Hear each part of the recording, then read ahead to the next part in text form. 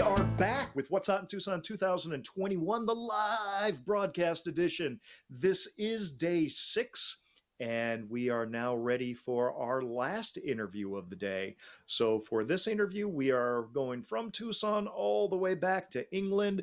We've got Deanna Bruce and Phil Taylor set up with Crystal Classics UK, and they're going to show us another one of their fantastic cases. So Deanna, Phil, welcome to the show. Lauren, Peter, you're on. Hello, everyone. Hello, Alison. Hello, Peter. Hello, Brian. So your dynamic duo is back, and today we have Northern England for you, just not fluorites. So we will feature sort of rather iconic specimens. So when our mineral community and mineral collectors think about North England, I think there are primarily 3, maybe 4 species that spring to mind immediately. That would be calcites, barytes, pyromorphites, or mimetites. So, and then of course the kidney ores, hematites as well. So we will show you some really nice examples. We have a broad selection from different localities, and we will go straight into the cabinet onto our top shelf, where we zoom in with the camera just to straight away go forward and give you a swoop of the calcite selection. So our cameraman will just nicely go a bit closer. We have a substitute cameraman today, so excuse the shaky camera. He does this the first time. So, and he will swoop across gently, just to give us a broad overview of the actual calcites that we have on display. And then we will take a couple of them out and show you a little bit more in detail and talk about them, because Phil has plenty to say about those species. Now, let's start with 2 really quite predominant crystals here. So when you look at those 2 crystals, Phil will tell you all about them. Yeah, thank you. Well, let me just backtrack a little and say all the shelf you've just seen is what's called the West Cumbrian iron ore field. And this is at the extreme west of northern England, where there were iron ore mines, but they produced wonderful specimens of calcite and barite and some fluorite as well, but relatively little fluorite. And these calcites are sometimes regarded as the best calcites in the world. I know people would disagree with that, but certainly at the time they were produced in the 1800s, they were world renowned and are in museums all around the world. And you can just see the quality of the crystals, the complex terminations on them, the gemmy, beautiful luster, and a lot of the iron ore mines in West Cumbria produce these. I'm not sure where those are from. Those Big Rig. Big Rig, and we have a West Cumbrian iron ore field. So West Cumbrian iron ore field, single crystal, nicely doubly terminated, sort of nice crystal there. And then here we have the Big Rig calcite with those really sort of finger thick, yes, sort of crystals, and nice and clear. And I think what is interesting to show is when you look at other calcites, also here another really nice one from Big Rig. So you have almost flattish terminations here, and it's more of a richly covered specimen in a cabinet size. Again, very clear, so no hematite inclusions in those calcite crystals here. Yeah. And when we go, this is probably the most typical what people think and mineral collectors think when thinking of calcites from England, those nice butterfly twins. And this one is a nice example, and also then some extra, like a second generation calcites growing on the front, right? See, and I mean, if that particular one is, you get the 2, you get the butterfly twins and the heart twins, and this is more tending to the heart-shaped twin, where you can see, if I can just see it there, the re-entrant angle on the twin there is clearly defined. And you often get, I hope you can pick it up, those very heavy striations on some of the crystal faces, perhaps on the back there, Dan, if you could just swing that round. I'm just trying to see. And hopefully the camera picks that up. Yeah. And it's really typical of these twins. I think the heart twins like this are more common than the butterfly. You seldom see the butterfly, but that they are iconic things. Now, one of the really nice calcites, I think, is this one from Palaflat. I mean, how cool can they get? I mean, a hand-sized specimen, super nice, and it's almost like it has two sides, like a yin and a yang to it, with the iron staining or iron inclusions on the top crystals. I mean, this is just fabulous. I'm trying to get it a little bit deeper into the cabinet so that the light picks it up. And you can see on this one, it has this like preferential coating where you can see the you know, what's termed the way up of the specimen whilst in situ. So this iron solution is coming from one direction and preferentially coated the crystals. And of course, you sometimes get inclusions in them as well, hematite inclusions. And of course, in the quarters when it becomes Eisenkiesel. Is there another calcite fill that you had spotted that you really wanted to? This one here, if you move to the end, that's from a mine called Stank Mine, S-T-A-N-K. It's a rather strange name for a mine, I know, but it's actually named after the parish it was in, Stank Parish. And that's further south. It's called the Southern West Cumbrian ore field, and it's near a place called Ulverston. Actually, that, just as a bit of passing information, Ulverston was the town in which Stan Laurel of Laurel and Hardy was born in. So Stan Laurel was born quite close to this mine. And they characterized really by these typical scalenohedral crystals and often carry this hematite staining with them. It's a typical that. Well, talking about hematites, then we should definitely feature a specimen like this. Very, very typical for the Northern English minerals. I mean, you have the nice kidney ore, a hematite, it's encrusted in hematite, really. In specula, the local term is specularite, it's specular hematite. And then lovely little fluorites. Yeah. And say again? Oh, you snuck in some Fluorites. They find their way in no matter what. Yeah, cheeky monkeys they are. Well, it had to be a bit comical since we mentioned Laurel Hardy. So, and then we have some little, looks like calcites? There'll be dolomite. Dolomites. And to tell you the truth, I think I need to be a bit closer to it, but I'm not sure if those are they fluorites or are they quartz crystals on it? No, they are definitely fluorites. I can't just see from here, to be honest. So. They are cheeky buggers. Right. Oh, yes, I can see one there. Yeah.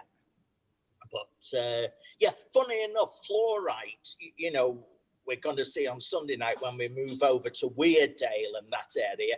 We all know that's heavily rich in fluorite, but fluorite's relatively rare in West Cumbria. It does occur, but not in profuse amounts. Right. So, and while we're on that subject of West Cumbria, perhaps we can have a look at some of the Barite specimens, because these are iconic as well. All right, here you go. So we have a lovely sort of almost orangey yellow, maybe with a hint of green in the center. Barite, a nice thick crystal here, really, on that specimen. And that is probably this.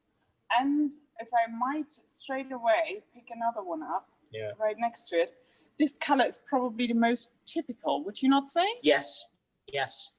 The sort of honey colored and then the blue ones as well. Very, very typical.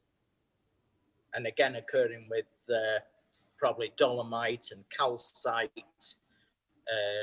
You get a very lustrous form of dolomite there that the miners called pearl spar, because it had a sort of iridescent play of light that pearls would have. And another one that is a very classic locality, but a bit of an unusual one is, if you can just, that one, well done, Dalmellington mine. And these are so typical of Dalmellington You also get more sort of bluish ones with yellow tips on from Dalmellington. And it's an interesting locality, this, because these are labeled Dalmellington, but no one knows exactly where Dalmellington was in West Cumbria. And it's thought it was not a mine, but possibly a shaft to one of the mines called Dalmellington. And these crystals were found around the shaft. But over time, it's become attributed to a mine called Dalmellington. But as I said, the records are a bit unclear on that. But they're very characteristic and very beautiful. And I'll tell you, if we may go left field, Diana, perhaps we've got one look at the calcite from Banana Slide that we've got over there. This is one we just wanted to show you. It's they're really chunky nailhead crystals, as you can see.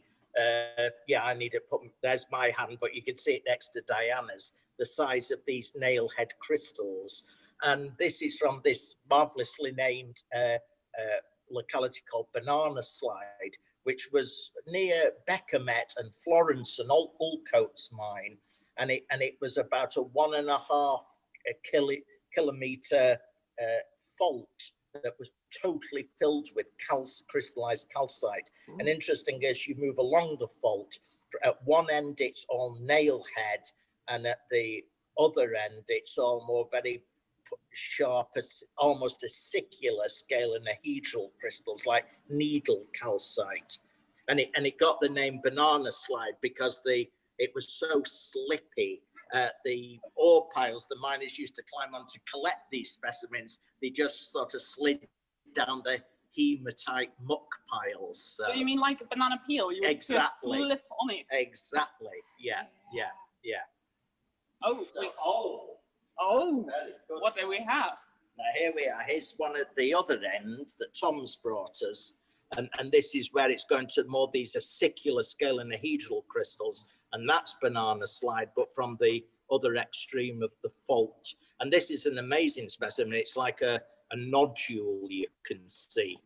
But you often get it in just platy form. And the crystals vary in size. But that and the one Diana just showed you are all from this one Banana Slide fault. And that was actually mined in the 1970s.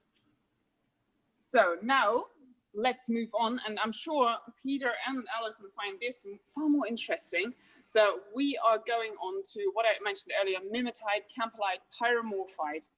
And there are a few goodies in here that really show the sheer variety of the color spectrum just for these few species, I think, yes? Yeah, exactly. So I think best probably I show some in the camera while Phil will give a bit of information, and that will most likely, so we have here, starting straight away from Drygill, with two super cool examples of Mimetite variety Campylite, Drygill, Kalbach Fells, and you can see the color variation alone is really interesting. Yeah, and you get a whole spectrum of colors of this Mimetite from one extreme to the other, of oily greens, very darker greens than that one you're seeing, through this sort of toffee colored one on the left, to bright oranges as well. I think we might possibly, I think we saw one last week in the Clementi collection, an orange one. And I think I have a nice one here. Right. Oh, that's right. Yes, I can't just see that. Yeah. We have a really super cute one. Well, we have this one where it's probably more lustrous and a little bit more orangey from the crystals. Yes. So nice luster on those. And what these are, that it's occurring as a sort of the Mimetite Pyromorphite series, and although they're Mimetites, they've got more phosphate in them, causing the crystals to go to these barrel-shaped crystals, and absolutely fab. They're on a sort of a manganese ore, to a sooty black manganese ore. So let's have a look at this really cute fella. I find this really interesting. This little guy. Almost looks like Kirby. Really cute. I find this is so cute, this little thing.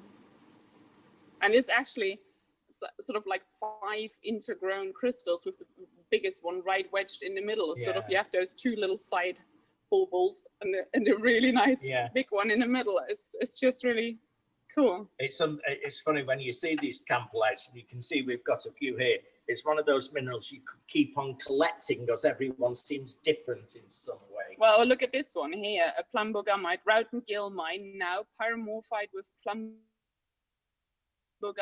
just a slight sort of bluish colored. Yeah. And again, plumbogamite's one of the iconic minerals from the Calbeck Fells, because although you get it in other parts of the world, it's often a colourless mineral, and in the Calbecks, it occurs in all these different shades of blue, up to very like robin egg blue colour almost, very distinct. And with the contrast with the green pyromorphite,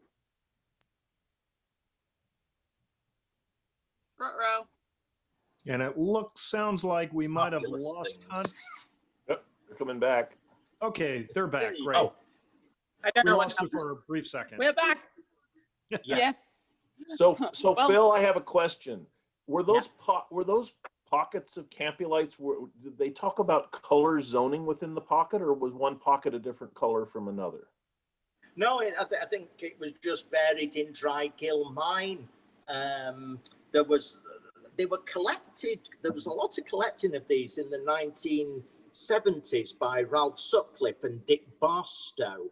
And I've spoken to Ralph Sutcliffe a lot about this. And just as they went along the mineralized veins in the mine, the color changed within the mine. And it was a very dodgy mine today. It was a very unstable mine, so a bit of a dangerous one to be in. Right. I saw you were No. talking about Linerite there. Oh yeah. So I definitely wanted to show this one. You would appreciate this. So a really, really nice crystal in that little bug. Sort of. Gotta thought love that that is- color. Yeah, and since we are with that color, I think also another specimen your dad would appreciate. So here, hemimorphite. Mm-hmm. And again, when this color of hemimorphite was found in the 1800s, it was really quite remarkable. And a lot of it was exported to the USA at the time, like by Foot and English, and they offered a lot of this for sale at the time. So that's really just how it got into American collections. And incidentally, if you can just go back to this one, please, Diana, the Linerite from Red Gill. That's a very famous mine for Linerite in the Calbeck Fells. And interestingly, although the Calbeck Fells has about 175 recognized minerals come from it, there's only one type locality there, and that's the mineral red gillite.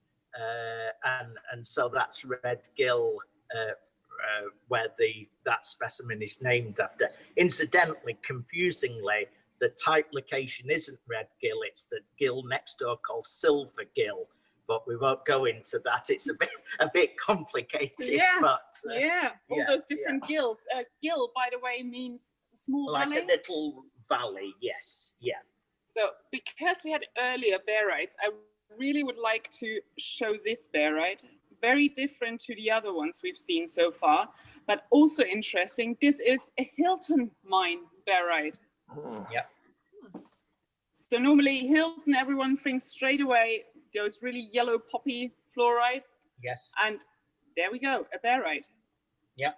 And equally great Barytes from Hilton. And we're being a bit evil tonight because we're actually saving the Hilton fluorites for Sunday night because that comes under North of England fluorites. So we've removed them from this cabinet to tease you.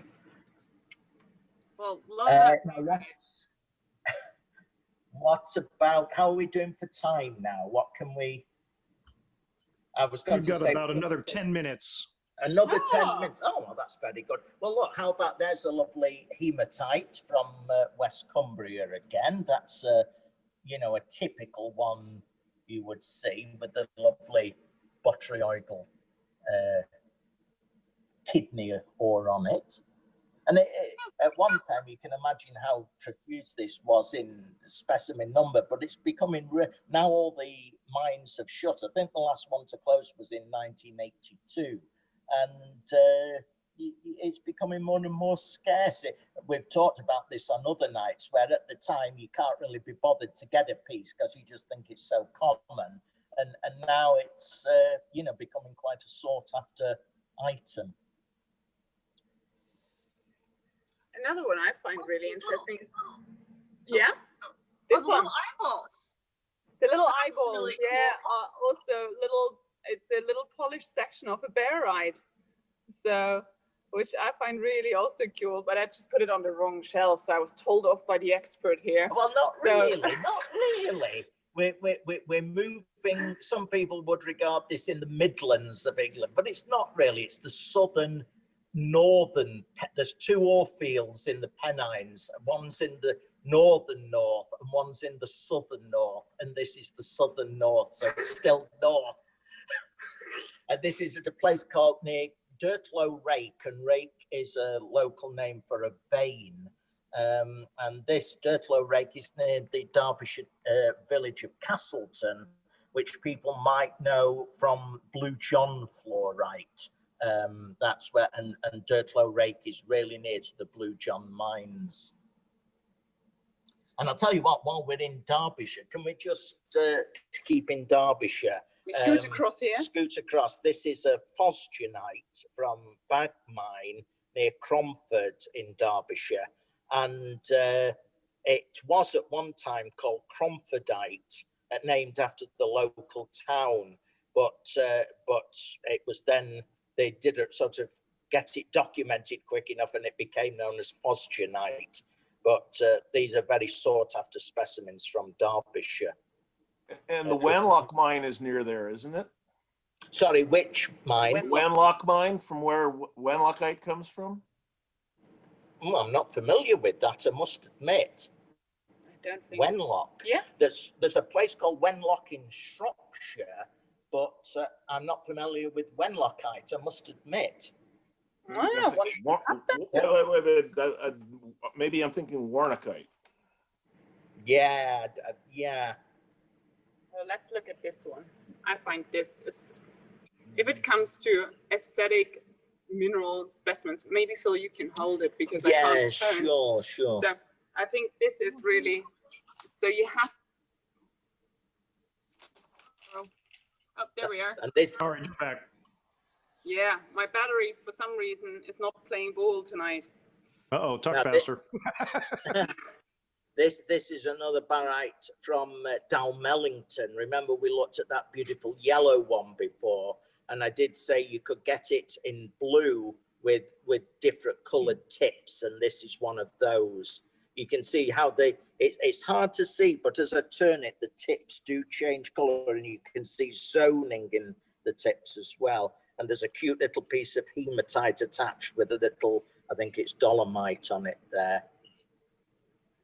Gives it a really cool form with that contrast and the pop and sort of like a headdress or wings behind the hematite there. Yes, absolutely. And you can just see the the fibrous form of the hematite when we just turn it over and look at it like that. Hopefully you can see the structure in the side there a little bit. But beautiful double terminated crystals, and it goes quite gemmy towards the end, and they're just things of beauty, these. They really are. Mm-hmm. Now, what else? Well, we can look at a really cute pink rock.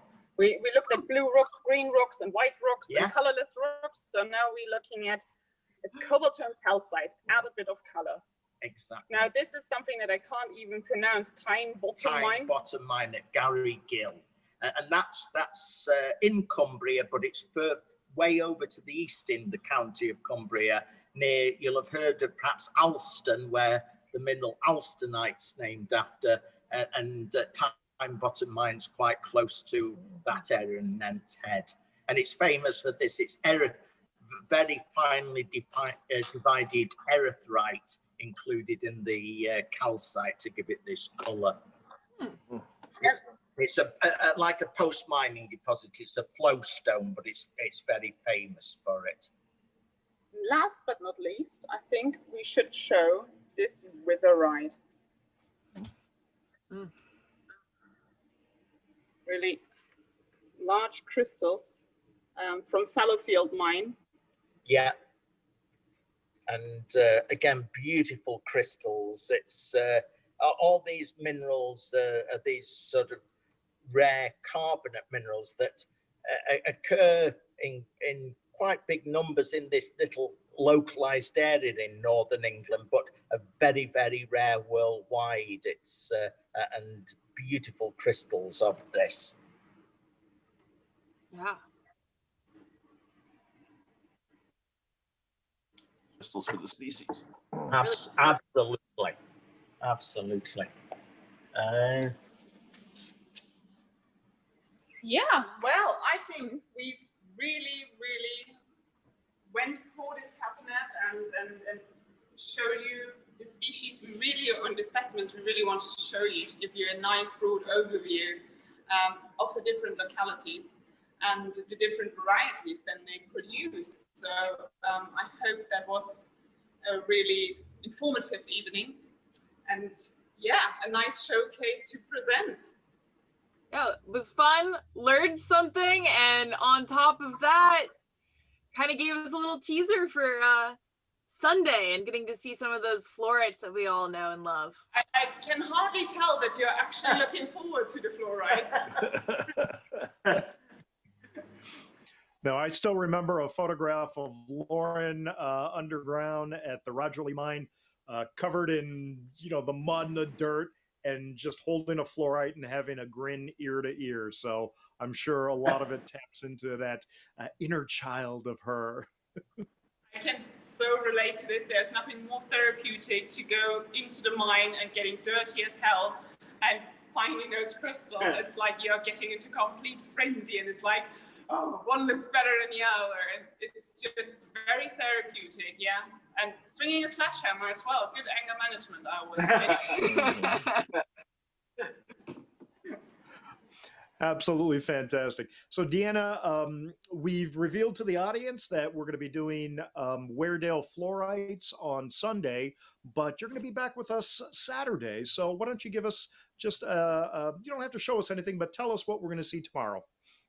Well, tomorrow it's all about gem minerals. So we will see very colorful. It will be very sort of rainbow. So we have blue aquamarines. We have nice, tourmalines, yeah, and all the color variations. Of course, we have nice pink Himalayan mine tourmalines. We will have blue topaz, morganite in pink, and spodumines, and emeralds. Imperial topaz, so you name it. Exactly. It will be very, very colorful tomorrow. And I might throw in some jewelry as well, just to make it a bit of a dazzle.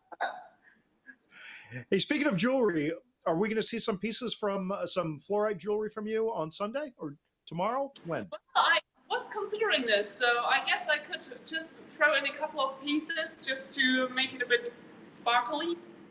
Absolutely. We'd love to see that. So with that, we're going to close our show for today.